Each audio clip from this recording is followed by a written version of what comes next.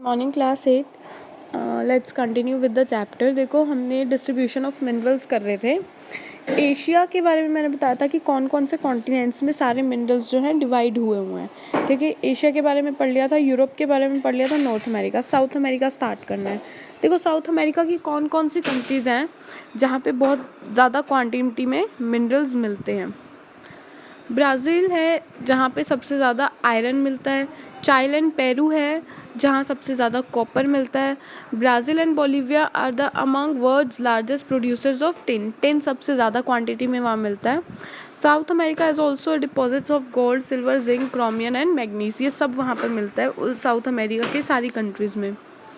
Mineral oil is found in Venezuela, Argentina, Chile and Peru and Colombia. अब Africa is rich in mineral resources. It is world's largest producers of diamond. देखो, Africa की कौन कौन सी countries में कहाँ कहाँ मिलता है। अफ्रीका जो कॉन्टिनेंट है वहाँ पे बहुत सारा डायमंड, गोल्ड और प्लेटिनम मिलता है। जो साउथ अफ्रीका, जिम्बाब्वे एंड ज़ेरे कंट्री है, ये बहुत ज़्यादा क्वांटिटी में जो गोल्ड है वो निकालती है। मिनरल्स जो है ये वाला ऑब्टेन करती है। The other minerals found in Africa are copper, tin और uranium, cobalt, bauxite. All is found in Nigeria, Libya and Angola. यहाँ पे ये सब चीज़ें मिलती हैं। ठीक है, Australia is largest producer of bauxite in the world. जो ऑस्ट्रेलिया है वो सबसे ज़्यादा बॉक्साइट जो है वो प्रोड्यूस करता है। Leading producer of gold, gold produce करता है, diamond, iron, tin and nickel. It is also rich in copper, copper भी प्रोड्यूस करता है, lead, zinc and magnesium. Kalgoorlie and Coolgardie areas of western Australia have the largest deposit of gold. वहाँ से सबसे ज़्यादा gold आता है। ठीक है, Antarctica the geology of Antarctica is sufficiently well known to predict the existence of variety of mineral deposit, some probably large. Significant size of deposit, देखो यहाँ से सबसे ज़्यादा कोल आता है इन दी टेंटाटिक माउंटेन्स एंड आयरन सबसे ज़्यादा, और क्या आता है iron. Prince Charles mountains of east Antarctica is forecasted. Iron और gold, silver and oil are present in commercial quantities. Clear. Distribution in India. अब हमने सारे कॉन्टिनेंट्स के बारे में पढ़ा है कि कौन कौन से कहाँ पे वो था। ठीक है, अब हम पढ़ेंगे डिस्ट्रीब्यूशन इन इंडिया कि इंडिया में कहाँ कहाँ से डिस्ट्रीब्यूट है मिनरल्स का। देखो, आयरन इंडिया में कहाँ मिलता है, सबसे ज़्यादा मिलता है झारखंड, छत्तीसगढ़, गोवा, मध्य प्रदेश, महाराष्ट्र एंड कर्नाटका। यहाँ पे सबसे ज़्यादा क्या मिलता है आयरन। बॉक्साइट, मेजर बॉक्साइट कहाँ मिलता है सबसे ज़्यादा, झारखंड, उड़ीसा, छत्तीसगढ़, मध्य प्रदेश, गुजरात, महाराष्ट्र एंड तमिलनाडु। यहाँ पे सबसे ज़्यादा मिलता है। Mika deposit in Andhra Pradesh, Orissa, Bihar, Jharkhand. देखो यहाँ पे सबसे ज़्यादा क्या मिलता है मिका। ठीक है, India is largest producer and Rajasthan and exporter of mica in the world. यहाँ से बहुत ज़्यादा एक्सपोर्ट भी किया जाता है, मतलब बाहर दूसरी देशों में बेचा जाता है। कॉपर कहाँ प्रोड्यूस होता है, देखो Rajasthan, Madhya Pradesh, Jharkhand, Karnataka and Andhra Pradesh. Now manganese, India's manganese deposit like in Maharashtra, Madhya Pradesh, जाट, Chhattisgarh, Orissa, Karnataka and Andhra Pradesh. Limestone, major limestone producing states in India are Bihar, Jharkhand.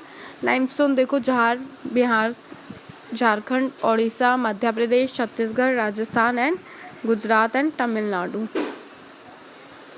Gold, Kolar in Karnataka has deposit of gold in India. Gold देखो, these mines are among the deepest in the world, which make mining of these ore are a very expensive process. देखो, जो कर्नाटका है वहाँ पे बहुत ज़्यादा mining होती है गोल्ड की, और वो बहुत ज़्यादा डेप्थ्स में है। These mines are among the deepest in the world, मतलब कि सबसे ज़्यादा, ये कंपेयर किया जाए वर्ल्ड में तो ये सबसे ज़्यादा डीपेस्ट होती हैं। Which makes mining of this और अ वेरी एक्सपेंसिव प्रोसेस, इसके कारण ये बहुत ज़्यादा एक्सपेंसिव होता है। Salt, it is obtained from seas. ये तो तुम्हें पता ही है, जो नमक होता है, जो सॉल्ट होता है, वो कहाँ से आता है, ओशन से, सीज से, lakes, rocks. India is one of the largest leading producer and exporter of salt. India export भी बहुत ज़्यादा, इंडिया में बहुत ज़्यादा सॉल्ट प्रोड्यूस होता है और वो बहुत ज़्यादा एक्सपोर्ट भी करता है बाहर के देशों में। क्लियर? अब हमने बहुत सारे मिनरल्स पढ़ लिए, पर अब इन मिनरल्स का क्या यूज़ है हमें ये देखना है। Minerals are used in many industries. Minerals which are used for gems are usually hard. They are then set in various styles for jewelry. Copper is another metal used in everything from coins to pipes. देखो जो minerals हैं वो ज़्यादातर industries में use होते हैं, James में use होते हैं, और कोई भी अगर चीज़ बन रही है तो हर चीज़ में मिनरल्स, मेटल्स, सब चीज़ें यूज़ होती हैं। Clear? Copper is another metal used in everything. तुमने देखा होगा कॉइन्स में भी यूज़ होता है, जो रुपीज़ होते हैं। पाइप्स में भी कॉपर होता है, तांबा। Silicon is also use in computer industry, obtained from quartz. Aluminium भी यूज़ होता है, obtained it's bauxite. Used in automobiles and airplanes. ये सब चीज़ों में सब कुछ सारी मिनरल्स यूज होते हैं। Bottling industry, building and even in kitchen cookware. Clear? Conservation of minerals. देखो अब हमने इसके यूजेस कर लिए कि हमें इसका कितना यूज़ है, हमने ये भी देख लिया कि कहाँ कहाँ से मिल रहा है, पर अब हमें जो कंजर्व करना चाहिए मिनरल्स, वो हमें थोड़े लिमिटेड तरीके से कंजर्व करना चाहिए, सेव करना चाहिए। मतलब कि हम कैसे सेव करते हैं मिनरल्स को।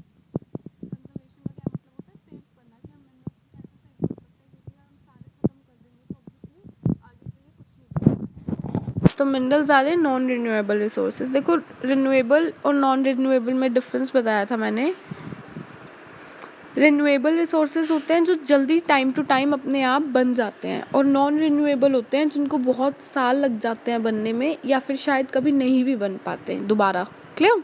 एक बार ख़त्म हो जाए तो ये नॉन रिन्यूएबल है। अगर ये एक बार ख़त्म हो गए तो ये दोबारा बनना या बहुत साल लग सकते हैं इनको बनने में, या बहुत हो सकता है कि कुछ मिनरल्स ना भी बने। It takes thousands of years for the formation and concentration of minerals. देख रहे हो तुम, थाउजेंड ऑफ ईयर्स, हज़ारों साल लग जाते हैं इनको बनने में। The rate of formation is much smaller than the rate of eight which the humans consume these minerals. हम इतनी तेज़ी से इसको यूज़ कर रहे हैं, पर ये इतनी धीरे बनते हैं, बहुत धीरे।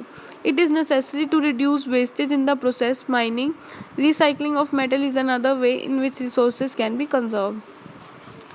देखो हमें क्या करना चाहिए, इसकी रिसाइकलिंग करनी चाहिए, कि जो हम एक बार यूज़ कर सकते हैं तो उसी को हम दोबारा यूज़ कर पाएँ। क्लियर? जैसे तुम यहाँ से देख रहे हो कि तुमने मिनरल्स करे, रिसाइकिल कैसे होंगे? रिड्यूस एंड रीयूज़, कि उसको हम दोबारा से यूज़ कर पाए मिनरल्स को। क्लियर? तो वो क्या हो जाएगा? Power resources. देखो पावर रिसोर्सेज क्या होते हैं? हमने मिनरल्स रिसोर्सेज कर लिए कि बहुत सारे जो मिनरल्स होते हैं ये सब मिनरल्स होते हैं। Old, gold, copper, metals, non metals, ये सब क्या होते हैं? मिनरल्स होते हैं। अब पावर रिसोर्सेज, ठीक है, पावर रिसोर्सेज के बारे में पढ़ते हैं। Sunny's mother begins her day by switching on the geyser. She irons Sunny's school uniform before waking him up. She then rushes to the kitchen to prepare a glass of orange juice for him in the blender. देखो उन्होंने कहाँ गई, वो kitchen गई और उन्होंने juice बनाया, किसकी हेल्प से? ब्लेंडर की हेल्प से। उसके बाद सनी चला गया घर से बाहर, और उसकी मम्मी ने क्या किया, अपनी जो लाइट्स है वो सारी फैंस जो है स्विच ऑफ कर दिए। उसके बाद उसकी मम्मी ये सोच रही थी कि हमारी सिटीज़ में लाइफ कितनी ज़्यादा कंफर्टेबल है, पर ये बहुत ज़्यादा डिपेंड भी है। किस चीज़ों पे डिपेंड है? जैसे कि हम इलेक्ट्रिसिटी पे डिपेंड है, हर चीज़ पे हम डिपेंड है। हमको क्यों यहाँ पे ज़्यादा अपनी लाइफ इजी लगती है? क्योंकि यहाँ पे हमें वो हर चीज़ मिल जाती है जो हमारी लाइफ को इजी बनाते हैं। ठीक है, तो हम बहुत सारी चीज़ों में यहाँ पे डिपेंड रहते हैं। It's dependency and on more gadgets, all of which consume energy, has led a wide gap between demand and supply. जिन चीज़ों पे हम डिपेंड रहते हैं वो चीज़ों क्या करती हैं? इलेक्ट्रिसिटी या पावर गेन करती हैं। ठीक है, और दिन पे दिन क्या हो रहा है, फिर पावर की जो इलेक्ट्रिसिटी की जो डिमांड है वो दिन पे दिन बढ़ती जा रही है। जैसे कि घर में अगर मम्मी मिक्सी यूज़ कर रही है, ग्राइंडर यूज़ कर रहे हैं, तो उसमें क्या चाहिए? इलेक्ट्रिसिटी, पर वो यूज़ भी करना ज़रूरी है। ठीक है, क्योंकि हमें कुछ काम करना है, कोई बटर निकालना है, या फिर तुम्हें कोई भी चीज़ ग्राइंड करनी है, या कोई भी स्मूदी बनानी है। क्लियर? तो with the advent of science technology the life styles are changing very fast. Power on energy plays a vital role in our lives. We also need power for industry, agriculture, transport, communication. अब हमें power और energy तो इसमें भी चाहिए अगर हम communicate कर रहे हैं, ट्रांसपोर्ट कर रहे हैं, एग्रीकल्चर कर रहे हैं, हर चीज़ में चाहिए. पावर रिसोर्सेज में भी broadly categorized as conventional and non conventional resources. देखो अब ये 2 टाइप्स में डिवाइड है, कन्वेंशनल एंड नॉन कन्वेंशनल. ठीक है, तो अब हम पढ़ेंगे कौन से कन्वेंशनल होते हैं और कौन से नॉन कन्वेंशनल होते हैं. Conventional sources of energy are those which have been in common use for a long time.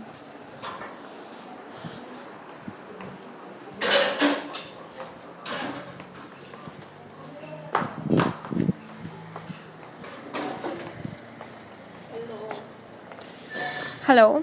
हाँ, तो conventional sources of energy are those which have been in common use for a long time. Conventional sources वो होते हैं energy के जो बहुत time से use हो रहे हैं. ठीक है.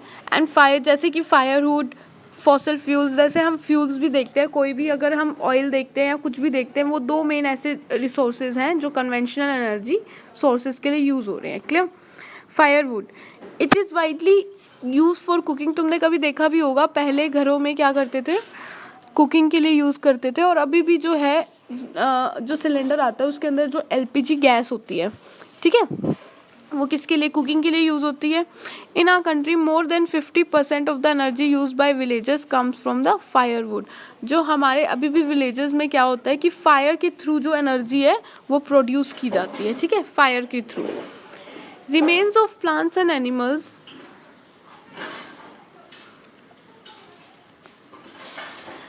remains of plants and animals which were buried under the earth for millions of years get converted by the heat and pressure into fossil fuels.